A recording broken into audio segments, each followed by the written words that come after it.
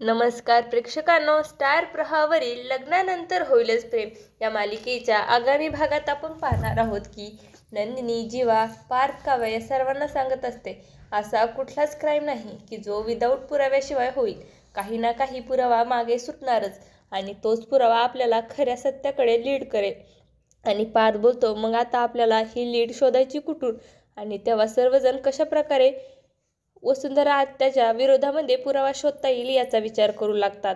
त्यानंतर आपण पाहतो काव्या ही वसुंधराला बोलते, फक्त एक पुरावा माझ्या हाती येऊ द्या आत्याबाई, मग तुम्ही आहात आणि मी आहे, बघा मी तुमच्यासोबत काय करते.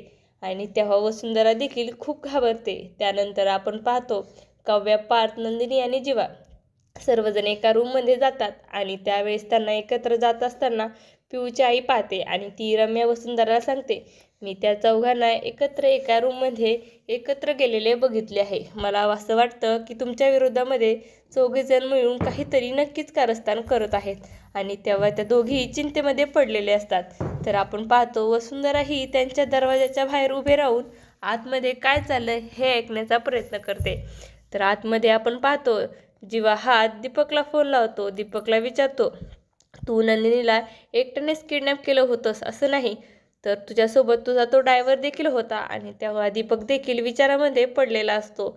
या सर्व आपण पाहतो की हे सर्वजण दीपकची चौकशी करत असतात. हे ऐकून वसुंधरा देखील घाबरते, कारण तिला वाटतं की तिच्या विरोधामध्ये काहीतरी पुरावा निघेल.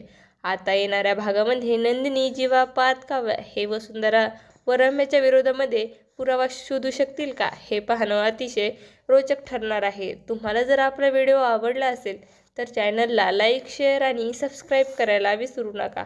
धन्यवाद.